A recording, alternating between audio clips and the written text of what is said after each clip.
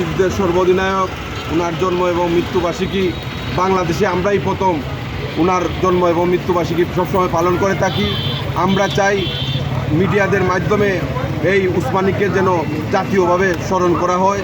ওনার জন্ম এবং মৃত্যুবার্ষিকী যিনি প্রধানমন্ত্রী হয়েছেন জননেতা জনাব তারেক রহমানের কাছে আমাদের প্রাণের দাবি। এখানে সকলের একটাই তো দাবি, উসমানীর জন্ম এবং মৃত্যুবার্ষিকীর জন্য রাষ্ট্রীয়ভাবে পালন করা হয়। আপনারা যারা এসেছেন সকলকে আমার পক্ষ থেকে আন্তরিক ধন্যবাদ ও কৃতজ্ঞতা জানাই।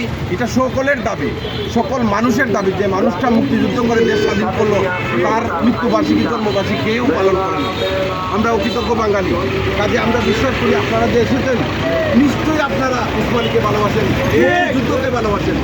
সবার প্রতি আমি কৃতজ্ঞতা রেখে আমি আজকের মতো সবার কাজ শেষ করলাম। সবাই ভালো থাকবেন, সুস্থ থাকবেন, নিজে ভালো থাকবেন, অন্যকেও ভালো রাখবেন, মুক্তিযোদ্ধাদেরকে সম্মান করবেন। মুক্তিযোদ্ধারা সম্মান পেলে এই বাঙালি সম্মানিত হবে। সবার জন্য শুভকামনা।